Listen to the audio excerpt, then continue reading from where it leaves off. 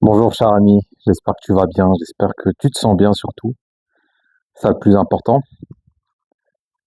Aujourd'hui, je voulais te parler un peu de cette difficulté qu'on a à porter notre masque social. En fait, sans qu'on le veuille, on interprète des rôles. Moi, par exemple, hier, j'étais avec des amis, enfin, des amis de la famille, donc c'est pas vraiment mes amis à moi. Disons que c'est plutôt des amis de ma mère, donc je devais les passer les chercher à l'aéroport. Et sans le faire exprès, j'ai commencé à parler d'une manière qui n'est pas du tout la mienne en fait. Et j'ai joué un rôle, j'ai porté un masque, ma voix est devenue très aiguë, je suis devenu je faisais très attention à ce que je disais, donc il n'y avait pas beaucoup de spontanéité, pas beaucoup de naturel. Et vraiment, enfin, mon personnage, il était hors de contrôle, quoi. Et, euh, et bien sûr, en rentrant chez moi, bah, je me suis senti un peu honteux, un peu honteux d'être pris par ce personnage qui n'est pas moi, d'être pris par ce personnage qui cherche absolument la validation, qui fait attention à ce qu'il dit, qui se sent pas très à l'aise en fait. Et effectivement, il y avait une peur en moi qui était d'être démasqué. C'est-à-dire que je suis quelqu'un voilà enfin j'ai joué un rôle quoi. J'ai joué le rôle de celui qui sait où il va, qui sait ce qu'il veut, etc. Le gars qui a un plan de carrière à peu près. Euh, je leur ai menti sur certaines choses. Je leur ai dit que je travaillais avec trois réalisateurs. Bon, c'est c'est pas totalement faux, mais j'ai fait passer ça comme un travail normal, quoi. En gros, j'ai sous-entendu que je gagnais que je gagnais de l'argent en faisant ça, alors que c'est totalement faux. Je effectivement, j'accompagne deux réalisateurs dans l'écriture de leur projet, mais c'est vraiment, enfin, c'est pas du tout encadré. Il n'y a pas vraiment de boîte de production qui encadre le projet. Donc non, c'est pas un travail. C'est pas un travail au sens classique du terme. C'est-à-dire que c'est pas rémunéré. Et, euh, et c'est une honte chez moi. C'est une honte chez moi de ne pas être payé pour ce que je fais. C'est une honte pour moi d'être impliqué dans cette passion qui, aujourd'hui, me mène nulle part, en fait. Je suis dans une espèce de traversée du désert qui, moi, me fait honte. Et donc, ça, j'ai pas osé le dire, en fait. J'ai pas osé, j'ai toujours envie de renvoyer une belle image, en fait. Pourquoi? Parce que j'ai peur d'être vu comme quelqu'un de bizarre, comme quelqu'un de différent, comme quelqu'un qui est en marge de la société. Et, euh, et donc, c'est pour ça que, voilà, je polis mon image et je pense que je suis pas le seul à faire ça. D'ailleurs, dis-moi si tu te reconnais un peu là-dedans, dans ce que je viens de te dire. En tout cas, voilà, effectivement, il y a ce personnage enfin, de citoyen, entre guillemets, modèle, qui prend le dessus. Et, et ça fait mal d'incarner ce personnage parce que c'est comme si tu te trahissais, en fait. Il y a, il y a vraiment un truc de traîtrise. Mais je me dis, en fait, il faut pas que je sois trop culpabilisant envers moi-même, que je ne rajoute pas de honte par-dessus, parce que ce personnage, il, euh, il monte à la surface, mais de façon automatique. C'est pas moi qui le décide. Vraiment, ça se fait inconsciemment et j'ai pas trop de pouvoir là-dessus, quoi. Et donc, il faut que j'accepte d'être quelqu'un de blessé et que ce personnage, c'est quoi? C'est vraiment la résultante d'un être blessé, d'un être qui n'a pas été accepté dans sa différence, dans ses émotions un peu envahissantes. Parce que voilà, tout ça, ça remonte à l'enfance, mais quand j'exprimais ma colère, etc., bah, ma colère, elle n'était pas prise en compte, elle n'était pas entendue, elle n'était pas écoutée. Et donc, j'ai appris à vraiment à rendre les choses vraiment superficielles, à jouer un rôle.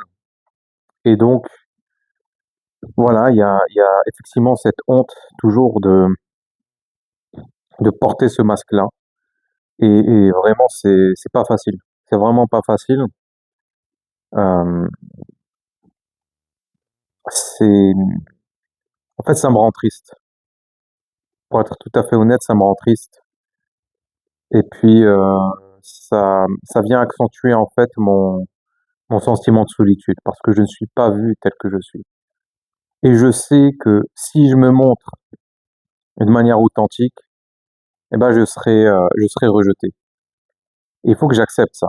Il faut que j'arrive à accepter cette possibilité d'être rejeté qui fait peur. C'est pas facile en fait. Se montrer comme quelqu'un de bizarre qui sort des sentiers battus, qui est à côté de la plaque aussi. Euh, Ça fait peur. Donc oui, il y a en moi une très grande peur. Une peur d'être vu, une peur d'être montré du doigt. Et cette peur, qui est quelque part très exacerbée, euh, m'amène m'amène à m'isoler. Je n'ose pas aller vers l'autre, je n'ose pas me montrer. Et dès qu'il y a un événement, dès qu'il y a un truc, par exemple, il y a 2 jours, du coup, il y a eu une rencontre entre scénaristes et producteurs. C'est organisé par on va dire, un centre de formation dans lequel j'ai suivi un atelier dans lequel j'ai participé à un atelier d'écriture. Et donc, dans cet atelier, bah, j'ai développé un scénario de comédie de science-fiction, un truc très bizarroïde, qui moi me fait marrer, mais donc c'est une histoire d'amour entre un vieux fermier français et un extraterrestre. Mais quand il s'agit de pitcher ça devant des producteurs, bien sûr, ça devient compliqué. Pourquoi? Parce que il faut assumer sa singularité, sa folie. Il faut assumer le fait d'être bizarre. Et ça fait peur.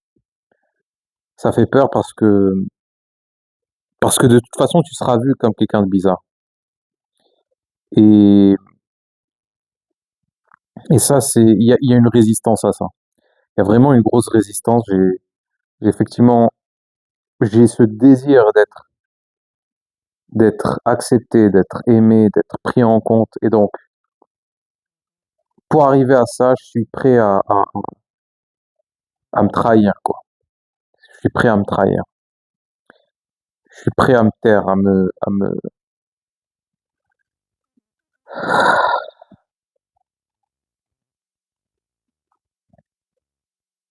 Et donc, oui, c'est vraiment pas facile d'être d'être quelqu'un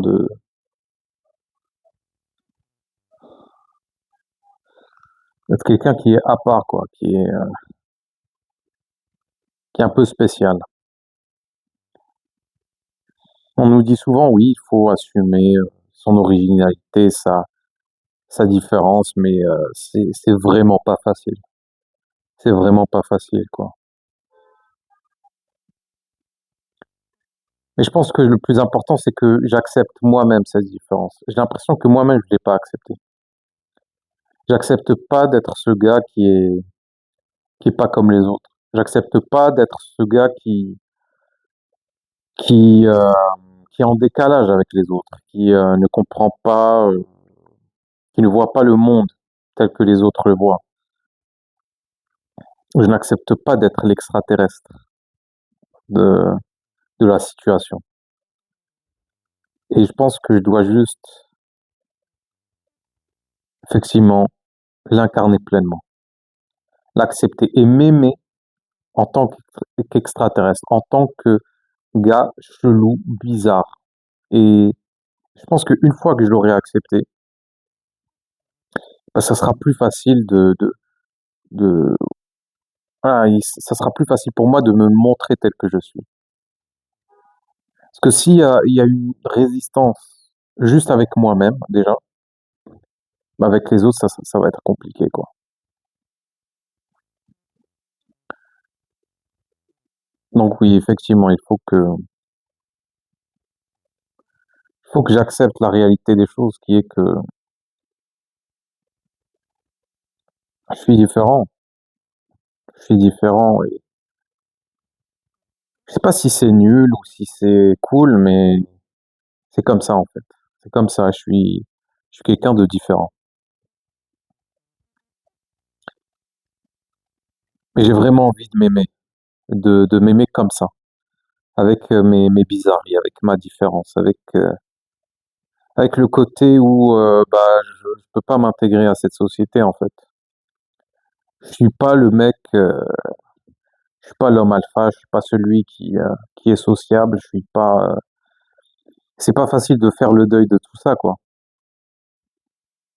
Parce qu'il y a une très grande part de moi qui a envie d'incarner tout ça, qui a envie de se transformer, qui a envie de changer. Mais il faut que je laisse tomber cette résistance-là. Et je dois accepter ce qui est. J'ai peut-être un trouble de la personnalité évitante, je suis peut-être autiste, j'ai peut-être des choses qui, je sais pas moi, un truc qui peut pas être diagnostiqué. Tu vois, un truc, et il faut que je m'aime avec tout ça. Il faut que je m'aime. Et pour ça, bah, il faut que j'arrête de me culpabiliser, il faut que j'arrête de me flageller, d'être comme je suis, en fait. Tout simplement. Il faut arrêter à chaque fois que je vois des gens en train de rire, en train de sociabiliser, arrêter faut que j'arrête de me dire, bah, que je serai jamais comme eux, quoi. Enfin, non, c'est pas ça, mais il faut que j'arrête de me dire, ah, moi, je suis nul, je suis bizarre. Non, c'est pas ça, faut que j'arrête de me dire, regarde les autres, ils sont meilleurs que toi. C'est ça que je dois arrêter de me dire. J'ai le droit d'être bizarre, j'ai le droit de ne pas être comme eux. Mais ça ne diminue en rien ma valeur et ça ne fait pas de moi quelqu'un d'inférieur aux autres.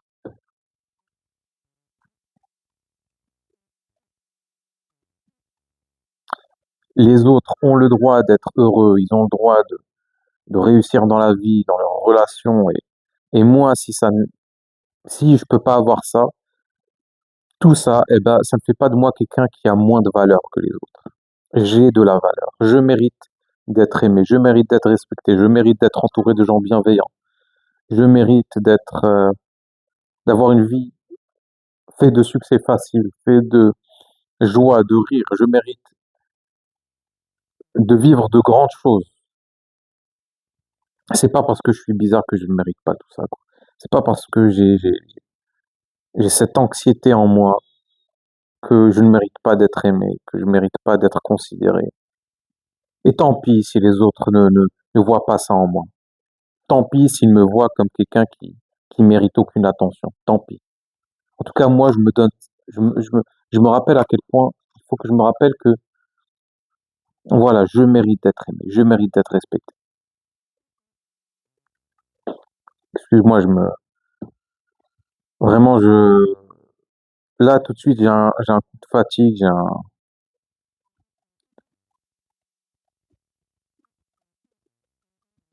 parce que j'en peux plus, en fait, de me détester.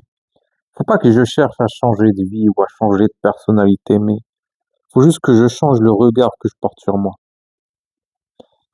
Au lieu de me voir comme un faible, Je dois me voir comme quelqu'un qui a besoin d'être accompagné, qui a besoin d'être aimé, d'être câliné, en fait. Au lieu de me culpabiliser de ne pas avoir de travail, de ne pas m'intégrer dans la société, il faut que je me prenne dans les bras, quoi. Que j'accueille cet enfant blessé, que je lui dise t'inquiète pas, je suis là. D'accord? T'as pas besoin de prouver ta valeur, t'as pas besoin d'accomplir de grandes choses, t'as pas besoin de t'intégrer, de, de te fondre dans la masse. Parce que moi, je t'aime tel que tu es. T'as pas besoin de faire quoi que ce soit pour obtenir mon amour. Mon amour, tu l'as déjà. Et je t'aime plus que tout au monde. Je t'aime plus que tout au monde et tu mérites d'être heureux. Tu mérites de vivre de grandes choses. Tu mérites d'être aimé, d'être écouté, d'être pris en compte. Et tes émotions sont importantes. Ça, c'est super. Ça, je dois me le rappeler, parce que mes émotions, elles sont importantes et il faut que j'arrête de me méfier de mes émotions. Il faut que je sois à l'écoute de ces émotions, de ces petites parts de moi qui ne demandent qu'à être intégrées. Parce que, voilà, on nous apprend à vraiment à renier ce qu'on ressent, à vraiment mettre la poussière sous le tapis. Non, je veux plus continuer de faire ça, en fait. Je veux ressentir ce qui me traverse pleinement, ressentir les choses pleinement.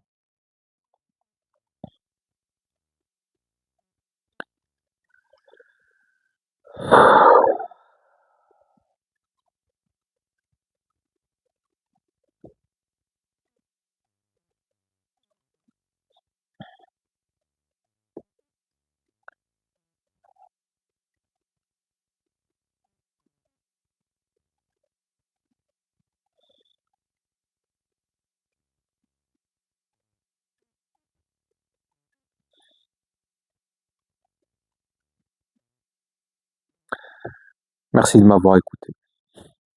Je termine la vidéo comme ça, mais si tu as une remarque, une question, n'hésite pas à m'écrire. À bientôt. Salut.